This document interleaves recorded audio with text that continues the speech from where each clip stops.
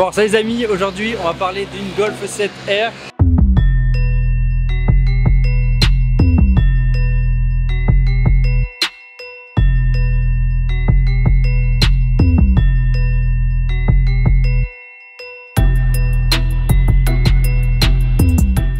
Qu'est-ce que tu nous présentes là? Je te présente un petit 7R, il est en pleine préparation. Mon projet il est loin, très loin d'être terminé. Pour l'instant j'ai une demi-ligne Remus avec un diffuseur Maxton et un petit béquet Oettinger. On va voir ça à plus près. Donc c'est toi qui l'as installé? C'est mon carrossier parce que je prends pas le risque, je voulais pas le poser mal ou quoi que ce soit, du coup j'ai préféré qu'il le fasse lui directement. Ok, je comprends. Après au niveau de la ligne, t'es sur quoi? Une ligne 4 pack Remus en sortie 102 mm. Bon, ça fait pas mal de bruit pour l'instant.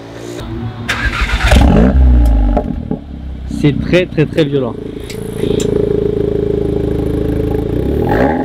Mais on va partir sur une ligne complète plus tard. T'as pas de valve ou dessus? Si, c'est les valves d'origine. Ça marche. Les gens regardent ta voiture en tout cas, c'est un truc qui fait plaisir. C'est bien, c'est bien. Au niveau des jantes, dis-nous tout. Au niveau des jantes, je suis sur du Pretoria 19 pouces, c'est de l'origine. J'ai juste changé la couleur parce qu'elle me plaisait pas trop, l'anthracite n'était pas assez clair pour moi. Mais bientôt c'est pareil, ça va changer. Les Pretoria me plaisent plus, du coup on va passer sur du GR28 je pense. Au niveau du capot, t'as quand même fait une dinguerie, faut le dire. C'était un petit plaisir pour la voiture, pour vraiment qu'elle soit différente de toutes. On s'est pris un petit capot carbone qui a été peint bien évidemment. C'est quand même très énervé. Il fait combien de grammes? Ah, je sais pas, il doit être sur les 500-600 grammes. C'est le poids d'un iPad quoi. Ouais, c'est vraiment très léger. Au niveau de l'avant, qu'est-ce que tu as fait? Qu'est-ce que tu as peint? J'ai mis des fards à paupières et juste posé ma lame Maxton Design. Tout le reste c'est d'origine aussi. Ça, t'en as à peu près pour combien d'euros de préparation au niveau de l'extérieur? Extérieurement, je dois être à un bon billet.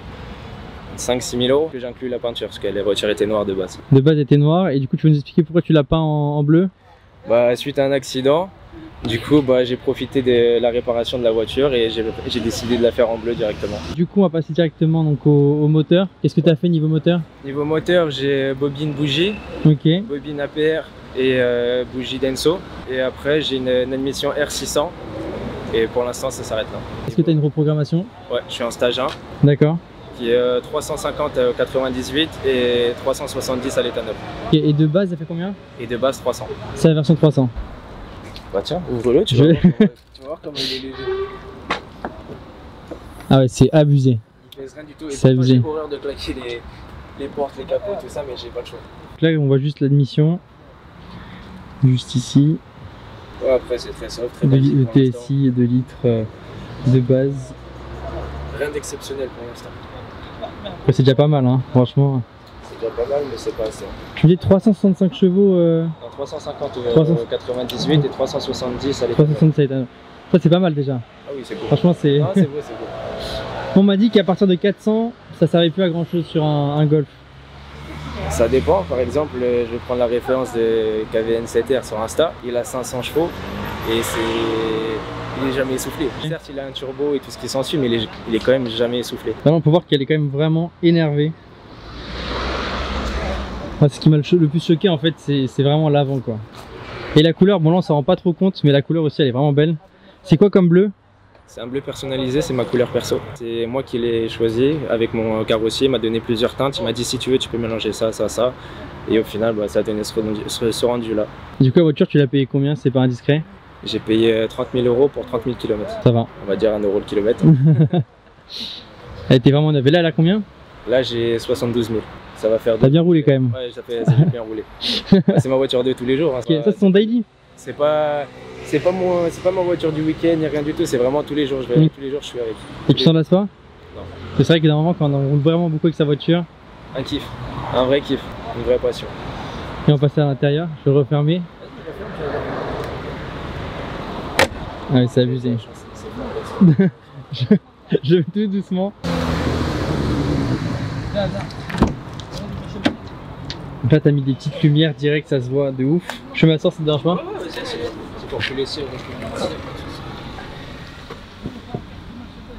Donc là, on est à l'intérieur. Qu'est-ce qu'il y a? Du coup, le petit cylindre R qui est pas mal. Les petits rajouts ici de palette au volant, ça c'est très très cool. Je l'ai aussi mis sur ma voiture, on en parlera plus tard. Donc au niveau du pédalier, ça c'est d'origine. Assez propre. Est-ce qu'on peut voir l'écran là que t'as mis, parce que c'est quand même un truc de ouf. Tu peux démarrer si tu veux. Ah oui, il régale.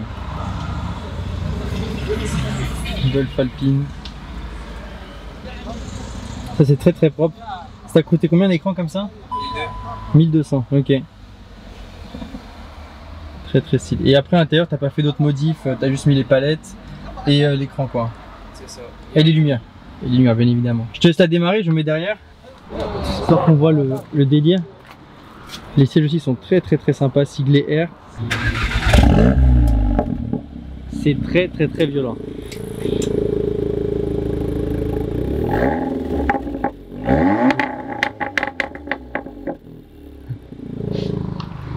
Bon ok, c'est énervé. Ouais, faut le dire, c'est vraiment énervé. Bon, on va aller faire un petit tour.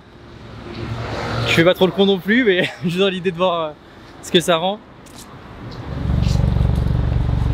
On va s'installer tranquillement.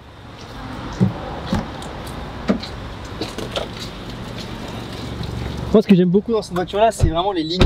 Genre au niveau des petites LED. Je crois que sur la GTI, il y en a devant aussi, si je me trompe pas. Bah, tu sais quoi, franchement, sur cette voiture là, le seul truc où je suis déçu, c'est qu'il n'y en a pas en arrière. C'est vachement sombre, je trouve, derrière. Et ouais. Tu peux chercher partout et tu trouves pas. On va mettre la ceinture de sécurité. C'est vrai que t'as le frein à main avec le bouton. Ça, ils l'ont mis à partir de la 7, je crois que sur la 6, il n'y est pas. Alors, je sais pas du tout. Excusez-moi, est-ce que vous pourriez faire un drift avec un 4 motrices? C'est un 4 motrices. Ah mince. Tu veux parler pour la vidéo YouTube ou pas? Ouais, bien sûr. T'as un big up, un truc à dire? Big up à personne, fallait être là. Ça marche, merci. Bon, en tout cas, c'est une voiture qui s'est remarquée. Ça, c'est un truc de. C'est indéniable. Je vais pas peut-être aller par là, ouais. À droite. Par à droite, ça peut être pas mal. Toi, le truc qui te fait le plus kiffer, on va commencer. Ok. C'est beaucoup trop violent. C'est vraiment chaud. Genre, vraiment, je conduis une 2 litres TFSI tout le temps de 200 et quelques chevaux, 250. Là, on voit vraiment une grosse différence. Franchement, c'est abusé. On va pas une accélération, tu te rends compte du truc quoi. Encore c'était léger.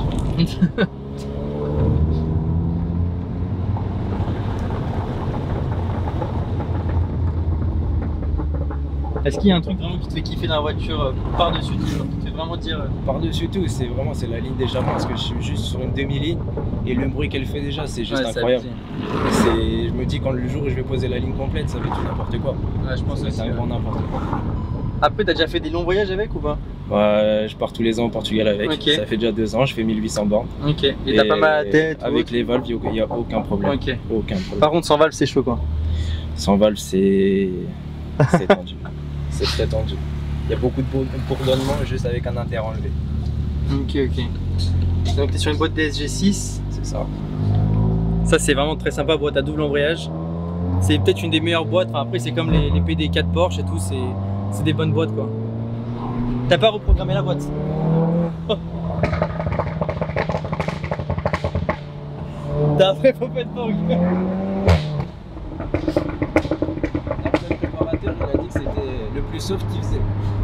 Ah ouais, ça. Ouais. Tu veux parler de ton programmateur ou pas? Bah c'est des motorsport et quand tu travaillais avec AMK Développement, ceux qui se sont occupés de nos voitures, réellement rien à dire sur leur travail. T'as pas eu de soucis après ou autre? Rien du tout. Absolument okay, rien. En tout cas le Poppenborg il est violent, hein. C'est assez violent. Avec la ligne et les valves, c'est vraiment tout. Par exemple là il y a le Poppenborg. Ah mais c'est abusé parce que ça le fait même là à 40 km/h normal. Normal, on peut fermer. C'est rien. C'est vrai que c'est sympa comme ça le soir si tu veux faire une balade tranquille. C'est ça, parce que sinon c'est un ça.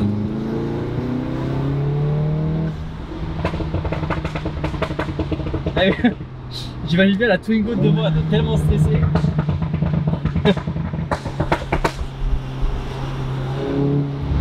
T'as déjà eu des petits retours de flamme ou... Non, j'ai pas enlevé le pare-feu. J'ai quand même pas mal peur de ça, je sais pas trop s'il y a des conséquences ou pas. Moi j'ai vu quelques petites vidéos, je sais pas si t'as vu aussi. sur les réseaux qui traînent où les diffuseurs arrière ils prennent feu. Oui, ça j'ai vu Ça fait énormément, flip. surtout sur les GTR avec leurs flammes. T'as l'impression c'est un lance-flamme carrément, tellement que la flamme elle est grande. Ah, c'est vrai que c'est violent. Ouais. Après c'est beau, sur les photos ça rend super bien, genre dès que tu prends un petit... Gauche. on peut partir à droite, ouais. Ok, pas de soucis. Oui, après c'est sûr que ça rend violent, mais je sais pas c'est quoi les conséquences Ouais, au non, niveau c'est des turbos, au niveau du moteur, je connais pas du tout. S'il y en a c'est des gens qui savent dans les commentaires, n'hésitez pas à le mettre. D'ailleurs c'est un peu l'équivalent du S3 quoi. En soi, oui. Qu'est-ce que toi t'as pas voulu prendre un S3, c'est plus R forcément? Non, vraiment, c'est vraiment la voiture qui m'a fait kiffer quand j'étais petit. Du coup, je me suis dit un jour je l'aurai et je l'ai. Vous dans les commentaires, n'hésitez pas à mettre si vous préférez un Golf 7R ou un petit S3, même année équivalent, commencez pas à inventer des trucs. Franchement ça peut être, moi je trouve que c'est des bons délires dans tous les cas. Après c'est les mêmes voitures, même turbo, même 4 motrices, enfin, c'est la même chose. Ce qui va changer ça va être le prix et forcément les finitions, mais C'est sûr. ça c'est quasiment pareil. Et je l'ai pas dit mais t'as un petit tour au vent.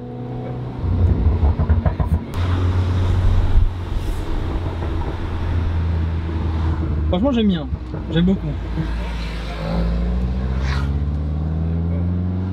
On est sur des petites routes.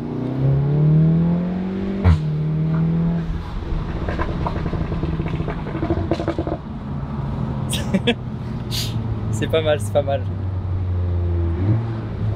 On est sur du frein d'origine encore. Du coup, moi j'aimerais bien passer sur du Brembo, sur du 6 pistons. Ça serait vraiment le top du top. Mais Après c'est vrai que les freins de la Golf 7R de base sont quand même assez déjà violents. ils sont violents mais pas assez endurants. Parce que le problème c'est que tu vas faire 2-3 courses. Si on parle en course, tu vas faire 2-3 courses, tu fais 2-3 freinages assez secs, bah t'as plus de frein. Tes freins ils suivent pas derrière. C'est pas assez résistant. Ouais je vois. Oui, le Voilà un top peu. M1, c'est du n'importe quoi. Franchement, ça te fait toujours kiffer même en daily.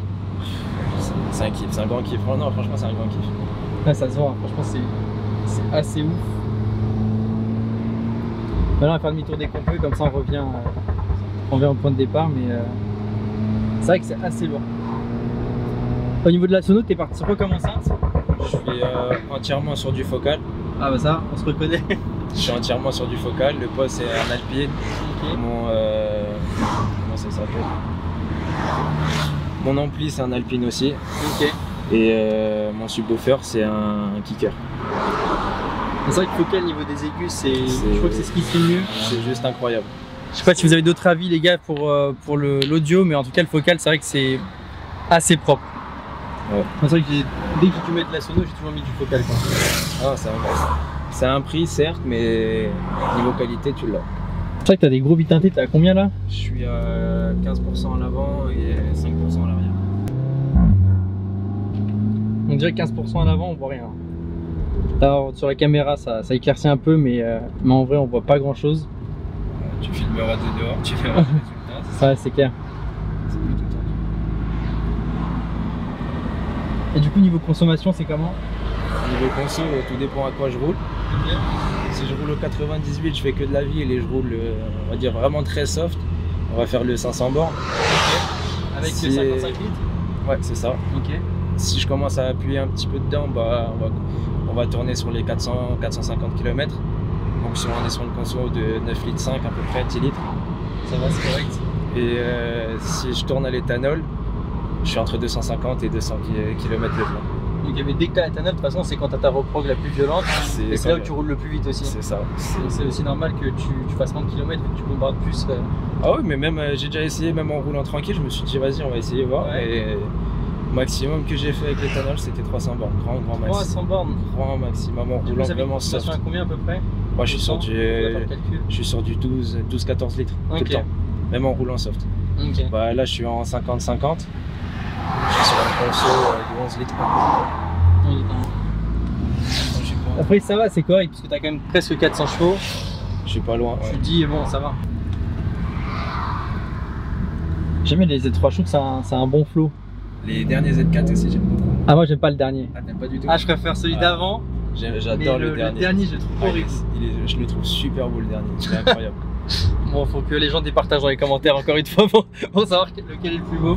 Moi je trouve que c'est raté en fait, leur calandre moustache là, je Bon, valide pas. c'est vrai qu'après au niveau de la calandre je suis pas très fan, mais esthétiquement Sur le côté et Ouais, sur j'adore. l'arrière, ok. J'adore. Mais sur l'avant, c'est vrai que je supportais pas.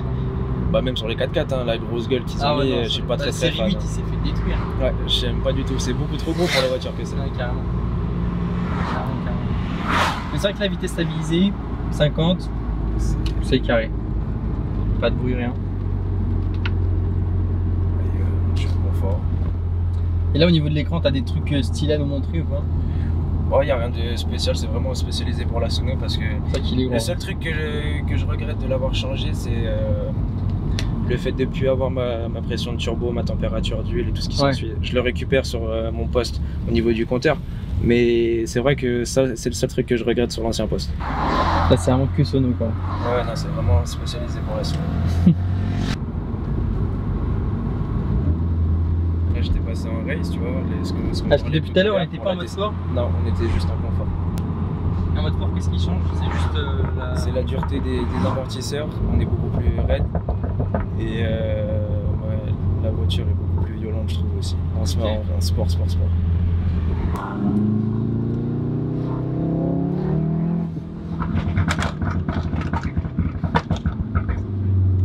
Les gens se retournent en tout cas. Hein. Clairement. T'as pas l'affichage tête haute sur cette génération-là? Non, du tout. C'est une quelle année? C'est une 2014. Fin 2014, C'est début les phases 2015. une, du coup, Ouais, c'est ça. C'est les toutes premières phases. C'est déjà très carré. Hein. Ah oui, c'est vraiment pas mal. J'ai pas voulu prendre au-dessus parce que j'étais pas forcément fan du virtual cockpit. C'était pas un kiff pour moi. Je préférais vraiment l'écran avec les aiguilles comme avant, y a rien de mieux. Moi c'est vrai que j'aime bien l'avant de la Golf 6R. Il me rappelle un peu de la Golf 4 R32, tu sais, avec les... Ouais, c'est ça. Et puis même les feux, j'aime beaucoup les feux aussi. Ah ouais, ils sont beaux. En Golf 6R, je trouve que c'est un bon délire aussi. Et elles sont pas super chères, hein. Aujourd'hui t'en trouves pas mal. Ils ont pas mal décoté. Ouais, c'est décoté. Golf 6 GTI aussi, c'est carré. Rapport qualité-prix, tu vois, je trouve ça pas mal. Ah oui, rapport qualité-prix, oui, y a rien à dire.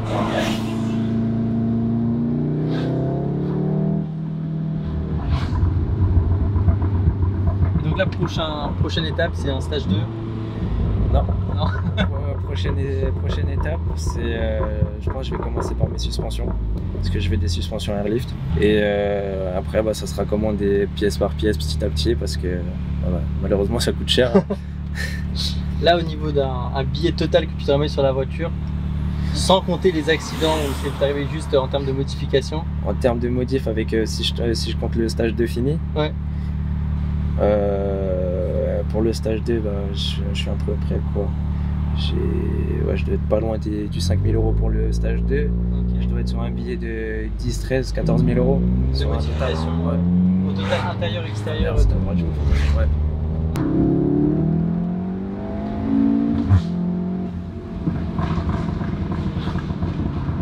C'est énorme.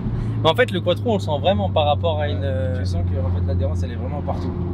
Je sens que ça. En fait, au début, c'est un Aldex en fait. Donc au début, ça avance vers l'avant. Et dès qu'elle commence un peu à patiner, quoi, elle te met ta race en roue arrière. Très bien. C'est vraiment cool. Du coup, et toi, qu'est-ce que t'en penses du 7R? Après, c'est pas une voiture que je pourrais acheter parce que je trouve qu'au niveau prix, on est trop haut et je préférais quand même prendre un petit TTS 3ème génération. Parce que je suis plus TT, je suis plus voiture coupée. Mais après, je trouve que c'est vraiment le compromis parfait entre tout ce que tu peux avoir en fait. Genre là, si tu vas mettre ta famille derrière en vacances ou des amis, genre tu as de la place derrière, c'est ultra confort. Si tu veux rouler vite, si tu veux faire de la course, bah tu te mets tout seul et tu fais le con. Donc c'est ultra polyvalent quoi. C'est vraiment une voiture de ouf. C'est ça, ouais. Et après au niveau des options et tout, c'est très beau, le volant est stylé, le compteur est ouf. Ça aussi, le volant, ça sera à changer plus tard. C'est propre. Là-haut, on a du bon plastique, donc ça va. Pareil, haute portière, ça va, c'est du plastique correct, le doigt il s'enfonce. Là, pareil, on a un petit truc. Et le bas de portière, par contre, bah, c'est du bas de portière, donc c'est du plastique dur, c'est pas comme chez Porsche ou chez du haut de gamme, mais bon, après, on est chez Volkswagen. C'est le bon rapport qualité-prix dans tous les cas, donc c'est stylé. Non, franchement, je trouve que c'est une bonne caisse. Pas pour tout de suite, mais je pense d'ici 2-3 ans, je vais peut-être me prendre un polyvalent comme ça. Ouais, c'est pas mal, on peut tout faire. Bon, après, le coffre, il est un peu petit, parce que du coup, il y a le sub qui prend, un peu de place, mais ça va, ça reste raisonnable. Bon, est-ce que tu nous montres rapidement le coffre pour qu'on le voit un peu? Bon, là, il y a mon bolide. Et là t'as ton petit caisson. Ok, qui se met comme ça normalement. C'était cool mon gars, merci beaucoup. Ah bah c'est à toi de m'avoir invité, c'était super gentil. Bah, on va essayer de faire de prochaines vidéos, donc je te laisse t'abonner à la chaîne toi aussi. Et à vous aussi, je vais vous abonner. En tout cas, merci pour le Golf 7R, c'était quand même une première vidéo assez vénère. Donc j'espère qu'on en fera plusieurs ensemble et quand tu auras fait ton stage 2 et ton modif, tu vas me voir. Quand j'aurai fini le total, je repasserai te voir. Vas-y, ça marche. On va salut les gars, à plus. Salut.